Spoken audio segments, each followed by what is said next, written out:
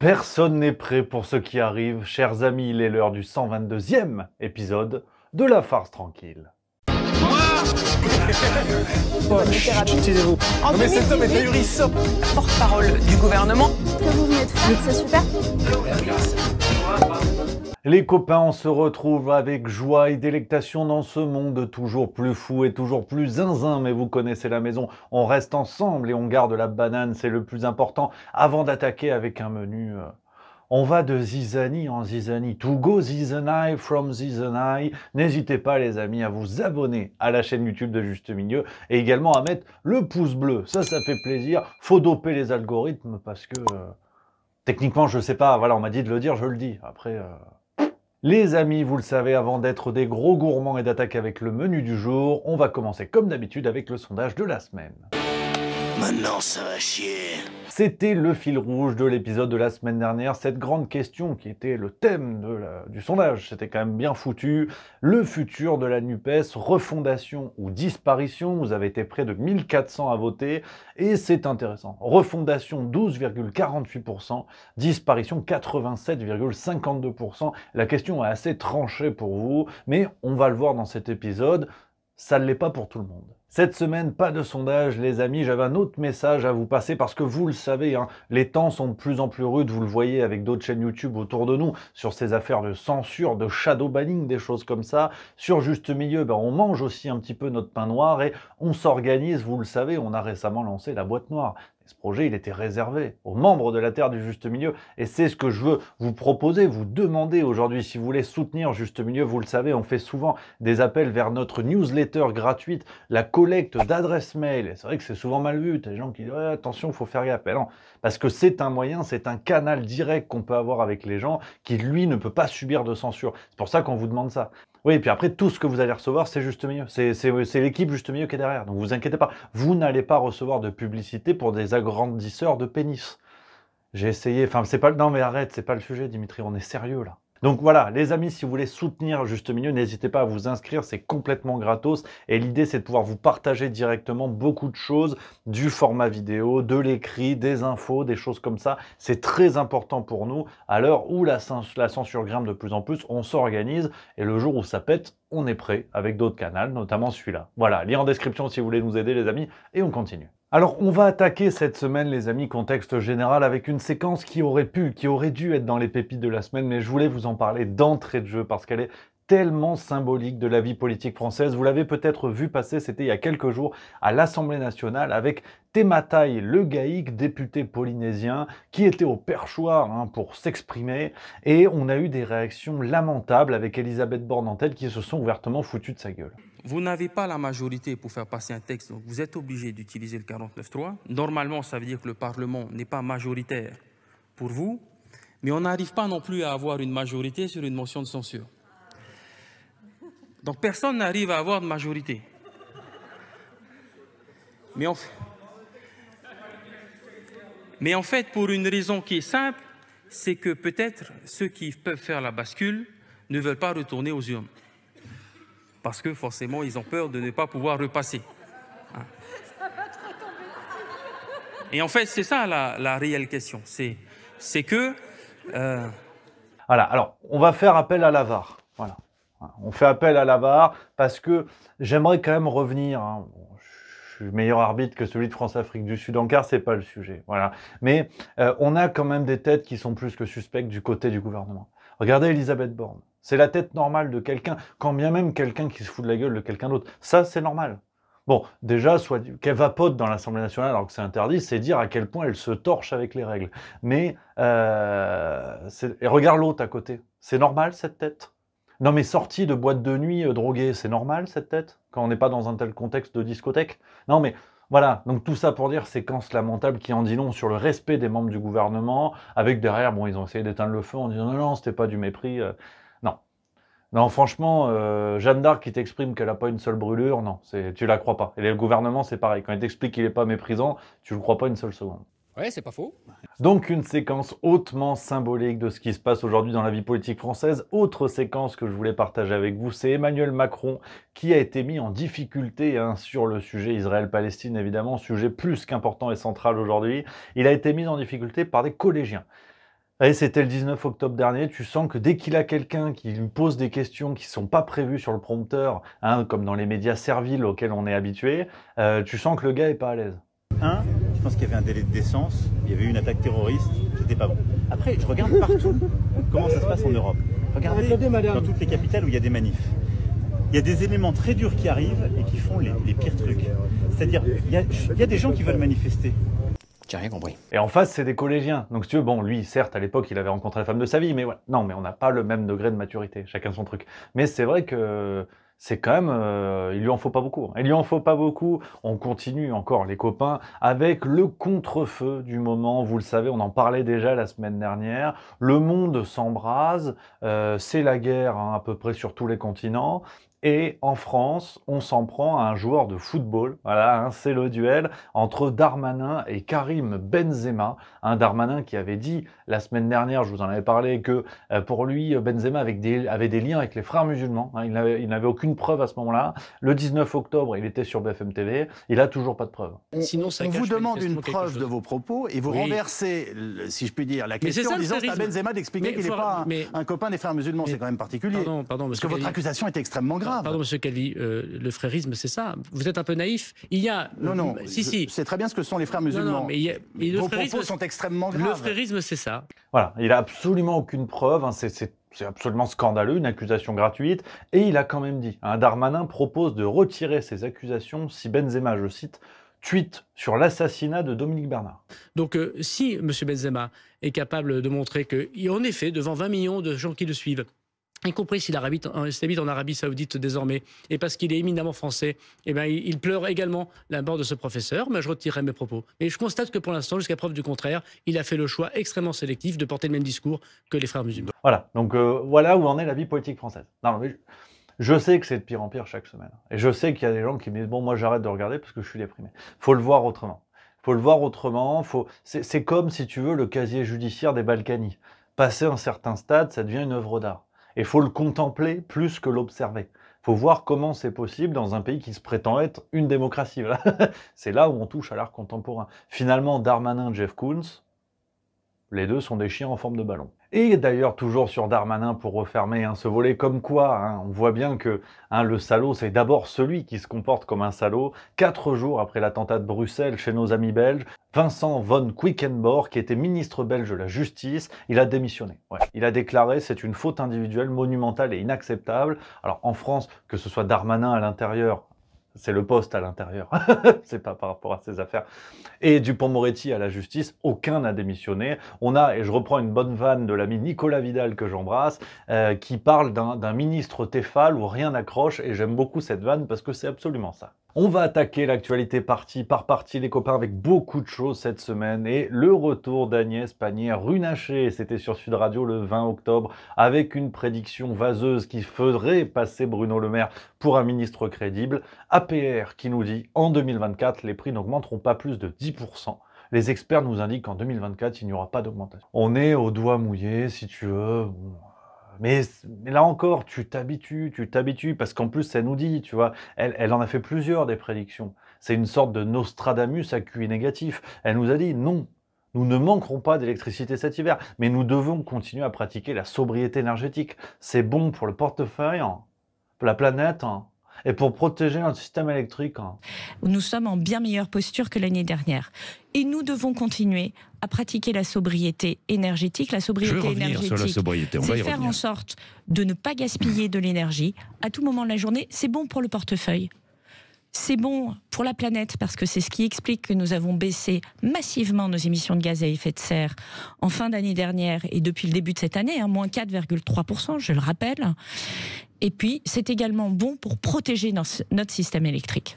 Du côté du Rassemblement national, on a eu des pépites sur pépites, là encore avec Jean-Philippe Tanguy, l'agitateur du RN. Il était en détente absolue à l'Assemblée nationale le 18 octobre dernier, avec un nouvel usage du 49.3 sur le projet de loi de programmation des finances. On le sait, on l'avait annoncé sur Juste Milieu que le gouvernement allait passer en force à tous les niveaux. Ça n'étonne que ceux qui croient encore au respect de la démocratie de ce gouvernement. Et Tanguy, en toute détente, qui dit « Arrête ton blabla » à Elisabeth Borne. Défis auxquels nous faisons face. Voilà, donc voilà, donner des leçons de respectabilité, c'est bien, tout mettre en œuvre, c'est bien, mais faut se tenir quand même. Alors c'est vrai que Jean-Philippe Tanguy, c'est la vedette. Hein. Du côté du RN, il a fait une très belle semaine. Sur LCI, le 22 octobre, par exemple, il nous a expliqué, alors là, le RN nous surprend. Hein. C'est un revirement qui est quand même curieux. Il nous a dit, il faut négocier avec le Qatar, le seul qui peut s'adresser au Hamas. Oui, il faut le faire, c'est la seule façon. Avec le Qatar. Oui, mais c'est la seule façon d'opérer. Ce qui compte, c'est de sauver nos compatriotes, de sauver les otages, en priorité évidemment les femmes, les enfants, les personnes les plus fragiles. Donc réel politique sur oui, de toute façon, on a toujours assumé au Rassemblement National d'avoir une vision de réel politique du monde. Là encore, je vais peut-être passer pour un con. Petite parenthèse dans l'émission, mais c'est vrai que c'est intéressant parce que on connaît les liens entre le Qatar et le Hamas. Hein. Financement direct du Qatar, financement direct du Hamas par le Qatar, on le sait, tu vois. J'ai entendu personne pour l'instant venir expliquer qu'il fallait geler les avoirs des oligarques qataris en France. Tu vois.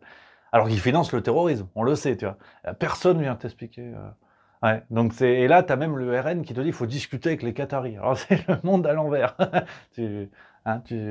Un Qatar ira bien qui rira le dernier, mais c'est vrai que là, on ne sait pas trop. Après, Jean-Philippe Tanguy, je crois que cette semaine, il a eu un rapport au réel qu'on pourrait qualifier de contrarié. Parce qu'il nous a dit, par exemple, le GUD est un ennemi historique du RN. Le GUD est un ennemi historique même du Front National. C'est un ennemi historique du Front National. Bon. C'est un groupe, qui a fait... Bon, alors là, si tu veux, c'est compliqué. Là, c'est compliqué parce que je veux bien tout ce qu'on veut. Hein. Je veux bien qu'on nie le réel à tous les niveaux.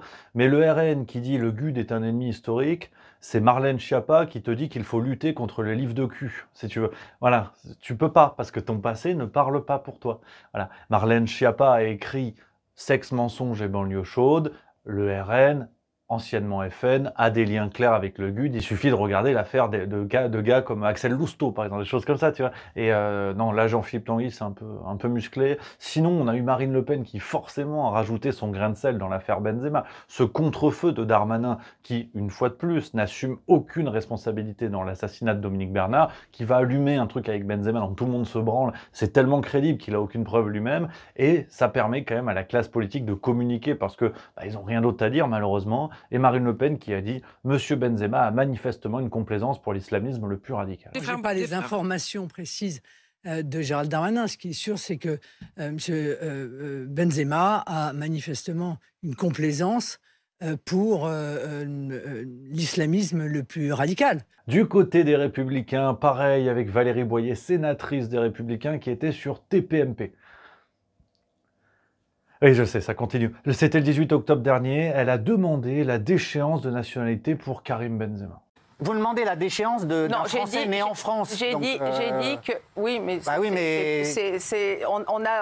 j'ai dit qu'on pouvait toujours la demander parce que je pense que symboliquement, dans la situation dans laquelle nous nous trouvons, si le ministre de l'Intérieur a raison, je pense que c'est des réflexions que nous devons avoir. J'ai rien compris.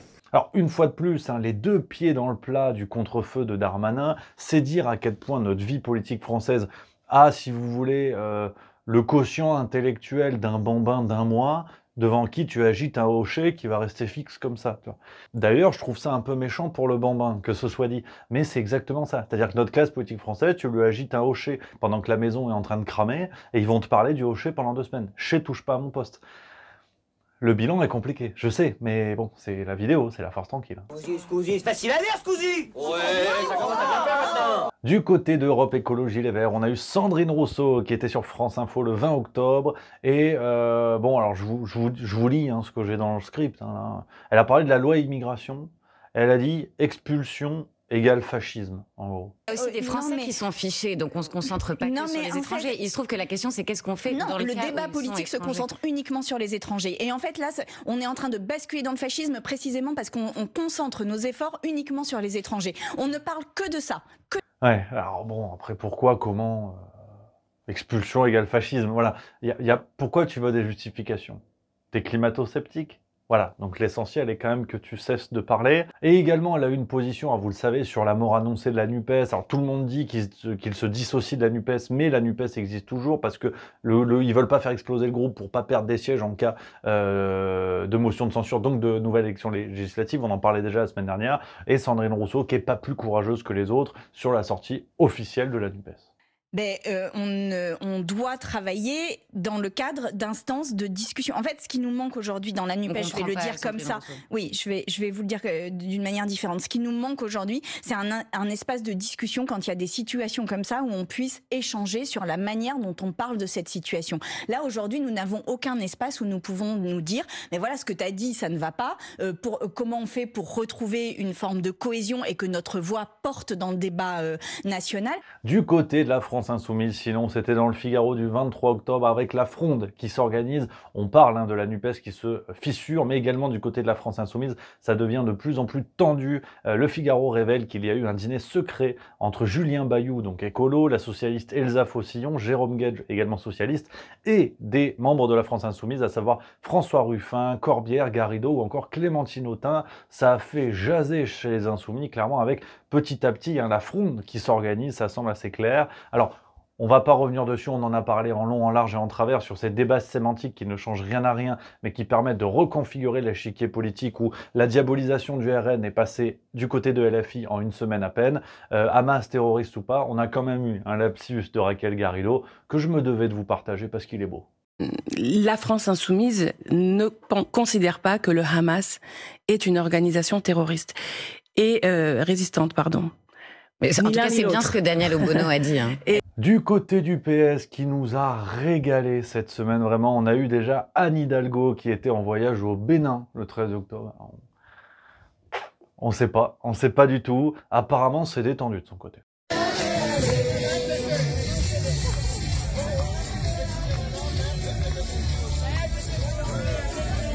Manuel Valls, pour sa part, était sur « Touche pas à mon poste », décidément, le 19 octobre. Alors, on ne sait pas, parce qu'il est parti avec la délégation parlementaire. Il y a une délégation parlementaire qui est partie en Israël.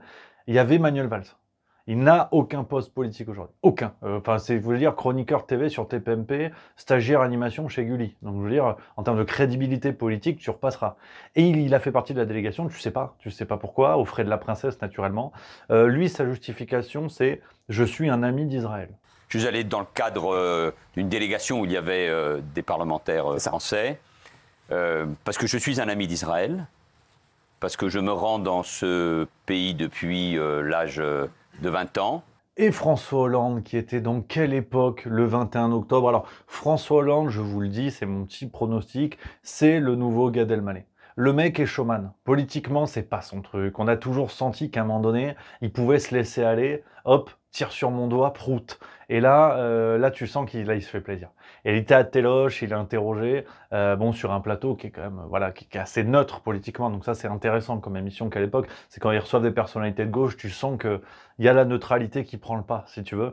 Et il était interrogé pour donner son avis, notamment sur les personnalités politiques. Et sur Jean-Luc Mélenchon, il a dit « Jean-Luc Mélenchon est un problème, le problème pour la gauche. » C'est un problème. C'est le problème. Je pense qu'il est le problème de la gauche, justement parce qu'il a défini une ligne qui ne peut pas être majoritaire, parce qu'il a du talent, parce que vous l'avez dit vous-même, il a fait 22%. C'est ça. Donc ça devrait l'amener à une responsabilité. C'est le problème a fait 22% quand vous avez fait à peine 2. Non, moi j'ai rien fait, donc... Oui, alors François Hollande, c'est mon ennemi, c'est la finance. Voilà, on l'a tous eu dans le rectum. Et sinon, il a dit, alors ça, en parlant de rectum, il a déclaré « Joe Biden est le meilleur président des États-Unis depuis longtemps ». On dit souvent, Biden est âgé sans doute, est vieux, sûrement, mais est usé et fatigué. Non, je pense que Biden, aujourd'hui, est le meilleur président des États-Unis depuis très longtemps. Voilà, donc si tu veux, là par contre, là encore je te parlais d'art contemporain tout à l'heure, on y est. Si tu veux. Joe Biden qui tient plus que par un câble, tu vois la prothèse de hanche, il n'y a plus un boulon qui tient, et on t'explique que lui c'est le meilleur. Voilà. Même Barack Obama à côté c'est une trompette, tu vois. Donc non mais fallait oser, franchement fallait oser. Et puis sinon du côté de Reconquête, c'est Marion Maréchal qui était sur BFM le 22 octobre, en toute détente. Vous avez un manifestant écolo qui a déboulé sur le plateau. D'un cynisme insupportable. Je vais vous dire, je viens... Alors, attendez. Engagé avec Dernière Rénovation. Alors, attendez. Aujourd'hui, j'ai décidé de venir et d'interrompre le cours normal des choses. Ce soir, à 20... Alors, là-dessus, je veux juste y revenir 2 secondes. C'est Marion Maréchal, mais ça aurait pu être n'importe qui d'autre. Donc BFM TV, en fait, c'est un moulin. N'importe quel guignol déboule avec son t-shirt Extinction Rébellion, attention aux tarifs, n'importe quelle cause. Et puis il arrive, il s'assoit sur la table du plateau. Voilà. Non, parce que juste si c'était un terroriste avec un couteau, Là, la séquence en direct, elle est pas ouf. Voilà. C'est juste pour savoir à quel point BFM TV nous prend pour des truffes. Parce que si cette séquence-là n'est pas organisée, c'est-à-dire que demain, moi, je passe devant les locaux de BFM, j'arrive avec mon t-shirt juste grognon, et puis en fait, j'arrive, je m'assois sur le plateau. C'est juste pour savoir où en est la sécurité. Est-ce qu'on a des nouvelles des vigiles? Oui, mais c'est insupportable, enfin, votre attitude! Donc voilà, les amis, déjà que tout ça est assez risible, on va finir avec le meilleur, les pépites de la semaine. Cette semaine, toujours François Hollande, je vous le dis, le showman, le Gad Elmaleh du socialisme mort, il joue au football dans un quartier de Strasbourg. Ouais. Alors, on a un toucher de balle qui nous rappelle les grandes heures de Pierre Ménès, mais bon, le changement, c'est maintenant.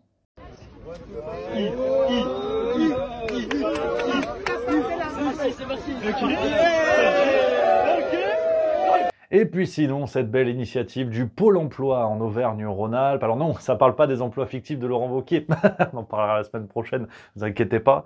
Eux, ils font danser les candidats et les employeurs. Alors ça n'a rien à voir avec la politique, enfin, oui et non, mais ça m'a fait rire, donc je voulais vous le montrer.